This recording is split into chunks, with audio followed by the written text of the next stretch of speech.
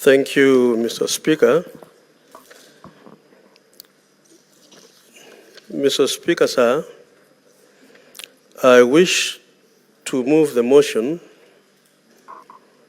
on declaration of cattle rustling and banditry as a national disaster and establishment of a special fund for victims. That are aware cattle rustling banditry is a major menace and security threat in the South and North Rift regions and some parts of our country, concerned that the menace has since left negative socio-economic impact, which include but not limited to increased number of widows, widowers, orphaned children, poverty, displacement of people, leading to internally displaced persons, IDPs, disruption of educational health programs and other economic activities owing to the destruction and or disclosure of educational health and other institutions. Further concerned that the people living in the affected regions have been denied the enjoyment of their social, economic, and political rights as guaranteed to them under the Bill of Rights as enshrined in our Constitution, Chapter 4 of our Constitution. Now, therefore, the Senate resolves that the national government, through the Ministry of Interior and National Administration, and in collaboration with the Council of Governors, 1, declare cattle rustling, banditry as a national disaster. 2, establish a national task force on cattle rustling, banditry. 2, investigate the causes of the rampant cattle rustling and banditry in the said regions and the country at large.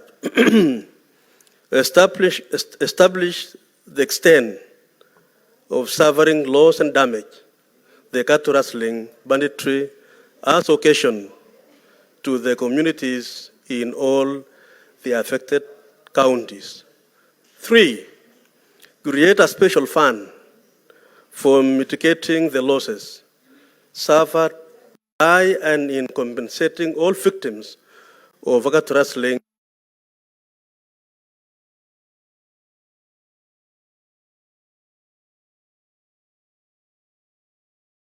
banditry and settle all internally displaced persons occasioned by the menace. Mr. Speaker, as I move this motion, it is sad that in my account, in the last 1 month, we've lost 14 people as a result of this cattle rustling and banditry. Mr. Speaker, we have buried 7, and we still have 4 in the mortuaries, and we are going to bury 1 tomorrow. Not to mention, Mr. Speaker, several other people in hospitals with gunshots, maimed and injured. It is a sad story, Mr. Speaker, for my account. Not to mention that the other day, as MCA from the county of Samburu was again killed through the same cattle rustling and banditry. Mr. Speaker, therefore, I'm moving a motion at a time when in more than 8 counties there is mayhem, there is killing, there is displacement of population. Mr. Speaker, there is suffering of women, children, and families, IDPs. Mr. Speaker, it's a desperate situation in our country. And I want to speak to the country that this House will have a moment and a chance now, Mr. Speaker, to debate this motion and be able to make a resolution that is going to help to sort out this issue. Mr. Speaker, cattle rustling and banditry has been identified as a major threat to security of our country, and particularly in about 7 or so counties: Baringo, my county, Elgeyo Marakwet, West Pokot, Turkana, Isiolo, Marsabit, Laikipia. Mr. Speaker, these are counties inhabited by well over 8.8 million Kenyans, 1.7 million households who depend directly and entirely on livestock for their day-to-day living, for food, for clothing, to educate their children, and so on. In other words, Mr. Speaker, they divine life through their livestock in terms of sustainability. So for 90% depend on livestock. Mr. Speaker, this menace has caused a lot of suffering in these communities and has caused serious socio-economic impact. Mr. Speaker, allow me just to mention some of the issues that I have witnessed myself. Mr. Speaker, as I speak in this House, I became a victim of this situation in 1977 when my home was raided. My father had livestock, close to 50 or 60 cows and several goats. And one afternoon, Mr. Speaker, we became paupers, poor, destitute, because their own livelihood were taken away by bandits. Mr. Speaker, that time, the President of the Republic was the founder of this nation, Mr. Jomo Kenyatta. 1 year later, Mr. Speaker, the second president took over, and is from Baringo. And in 24 years, Mr. Speaker, he tried his best. But by the time he left the leadership, we still have the same problem persisting. Kibaki came on board, Mr. Speaker. For 10 years, the situation remains desperate. Kenyatta too, that is Uhuru Muigai Kenyatta, took over leadership. Unfortunately, like his father, he was unable to sort out this problem. Mr. Speaker, today, we have the 5th President of the Republic. It is my hope that this administration, Mr. Speaker, will be the administration to sort out this problem. And our head of state has been clear. He's made it public that it is his desire to ensure that Kenya will be secure under his leadership. And so, Mr. Speaker, we are talking of a situation that has persisted for close to our independence. From 1977, Mr. Speaker, up to today, you talk of 49 years of suffering. Mr. Speaker, apart from losing livestock, let me say that, Mr. Speaker, killings have taken place.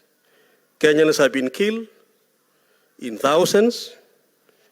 I just mentioned a month, under 1 month in Baringo County, Mr. Speaker, we lost 14 people.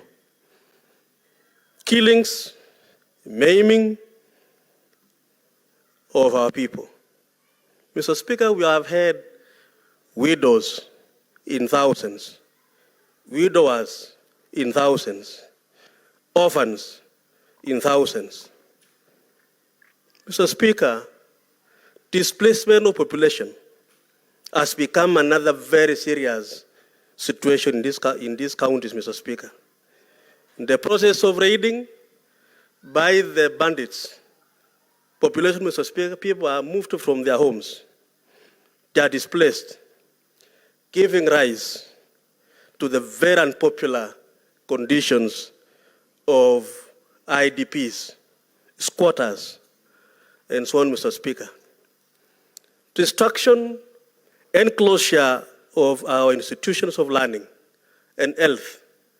Mr. Speaker, in Baringo today, we have closed 7 schools this week.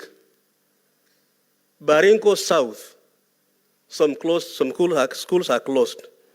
Those are the ones I know from my count. But I'm also aware that there are many other schools, Mr. Speaker, which have been closed in other counties. Children, Mr. Speaker, are denied their access to education, which is a basic constitutional right. Kenyans are denied their right to access medical care. Again, a basic constitutional right. Kenyans are denied their rights to enjoy their constitutional rights to vote. Because, Mr. Speaker, once you displace people, they are unable to participate in voting their leaders that they would like to have. In a nutshell, Mr. Speaker, these communities are denied the enjoyment of their political, economic, and social rights. Mr. Speaker, I want the country to know, and I want to even quote statistics, Mr. Speaker. Mr. Speaker, I think, unfortunately, 20 minutes will be short for me because of a very serious motion. Mr. Speaker, ICAD, Center for Pastoral Areas and Livestock Development, show that between 2014 and 2016, only 3 years, Mr. Speaker, a total loss of livestock through cat rustling and banditry, Mr. Speaker, is worth 14.7 billion, which is about 4.9 billion annually. While total loss of displacement of people in terms of loss is 140.6 billion. Mr. Speaker, in 3 years alone, the loss arising from displacement and from stealing of livestock is 154 billion. Mr. Speaker, that is only for 3 years, between 2014 and 2016. And I said earlier, this menace started from 1977. You can imagine, Mr. Speaker, the total cost when you look at it in terms of 49 years. It's massive. Mr. Speaker, why do I want this to be declared national disaster? The National Policy for Disaster Management defines disaster as follows. And I think, Mr. Speaker, this is very important for my colleagues to listen. Disaster is defined as follows: serious disruption of the functioning of a community or society, causing widespread human, material, economic, or environmental losses, which exceeds the ability of the affected communities and society to cope using its own resources. Mr. Speaker, I submit that the cat rustling has caused serious disruption of functions of the communities. I submit that cat rustling has caused widespread human suffering. I submit to the House, Mr. Speaker, that cat rustling exceeds the ability of communities to cope up with the situation. It is therefore the reasons why I submit that this House, that cat rustling is indeed a disaster and should therefore be declared as a national disaster, Mr. Speaker. Mr. Speaker,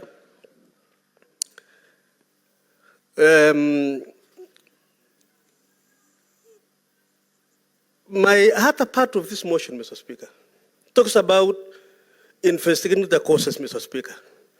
That can only be done by this national task force, Mr. Speaker, I'm proposing that we establish it, Mr. Speaker, to go around the country in these counties, ask questions, understand from the people the causes of this cat rustling and banditry, Mr. Speaker. Mr. Speaker, let me say this. Those of us from minorities. Those of us, Mr. Speaker, from pastoral communities, Mr. Speaker, for a very long time have been left aside.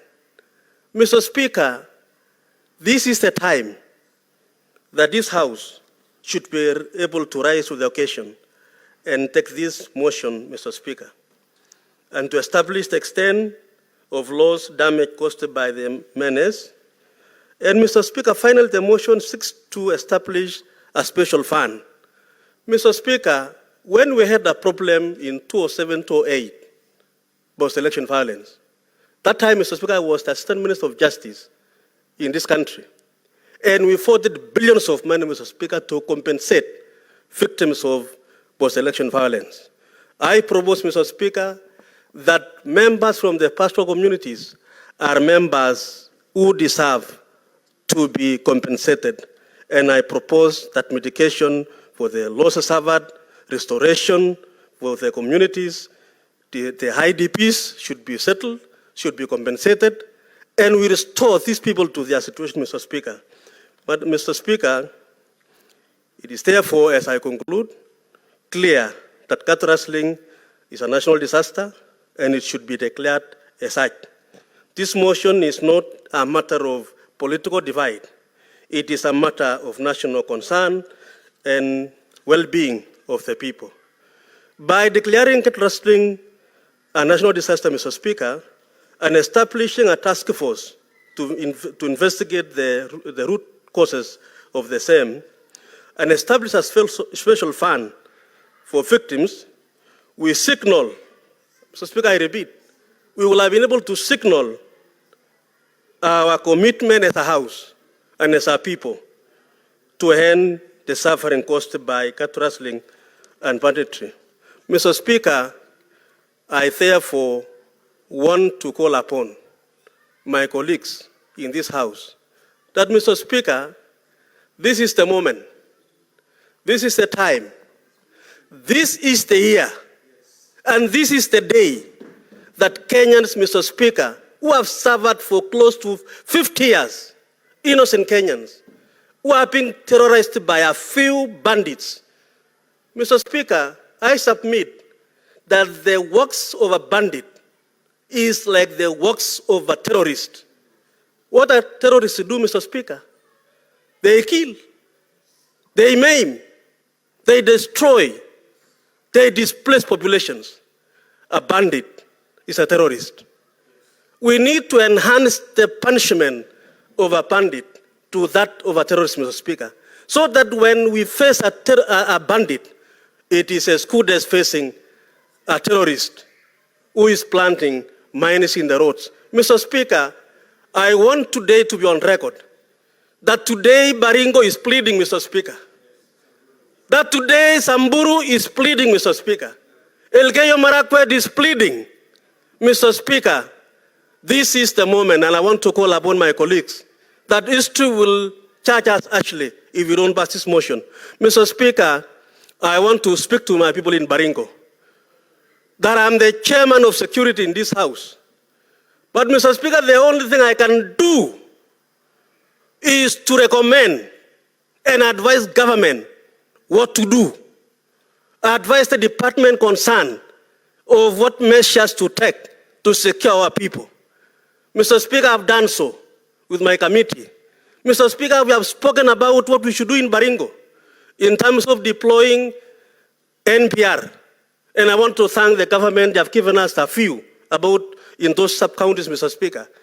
Improving the security roads. Mr. Speaker, the head of state has done so. And we want to even continue, Mr. Speaker, to say we should deploy more security. Mr. Speaker, the army has been also deployed to those areas, Mr. Speaker. And Mr. Speaker, unfortunately, sometimes the operational aspect is not moving. I want to call upon our head of state, who has shown love and concern for our country, for our society, for a peaceful, a united nation, to continue in this desire and ensure that the security agents, Mr. Speaker, in Baringo and the 7 counties will do their work, so that, Mr. Speaker, we bring the killings and the maiming and the displacement of our people to an end. And therefore, this country shall be safe for all of us, Mr. Speaker. Mr. Speaker, I want to request my brother, Senator of Narok, whom I know, Mr. Speaker, is a pastoral member to second this motion. Thank you, Mr. Speaker. I move. Senator Olekina. Mr. Speaker, I rise to second this motion on declaring banditry as a national disaster. Mr. Speaker, as I stand here, let me first of all start by congratulating and thanking the distinguished Senator Cheptumo from Baringo for bringing something which all of us, and Mr. Speaker, you'll forgive me for this, because as I speak, in Masai we say, you know, my spirit is restless because of the challenges of cattle rustling. I was in Baringo over the weekend, Mr. Speaker, and a lady from Turkana rose and said that when we travel from Turkana to Kenya, we find bandits. When we're in Turkana, we're living a good life. That means that that lady does not even consider Turkana as part of Kenya. Mr. Speaker, as I stand here today, the people of Samburu are mourning the killing of their MCA. May the good Lord rest his soul in eternity. They are bleeding. They are crying because their leader has been killed in his car. He was driving and he was shot in the car by bandits. In Ilchamus, Mr. Speaker, in Baringo County, the people, my people of Ilchamus are bleeding. They are crying because their brother has also been killed. You know, the other day I said to my friend who was a former senator and also a former deputy speaker, Professor Githuri Kindike, to leave Harambee House and go to Baringo, go to Samburu, go to Narok, where bandits, where these terrorists have decided to terrorize, and they are on their own. You know, they can call all the shots. Cattle rustling, Mr. Speaker, was one of the biggest trade that has made billionaires in this country, that has enriched people. Blood money enriching you, shame on you. It is about time, Mr. Speaker, that we actually not only speak about it, but actually act on it. This House has got the powers. I heard my brother Cheptumo saying, Senator Olekina, you will have a remainder of 13 minutes to continue with your seconding of the motion.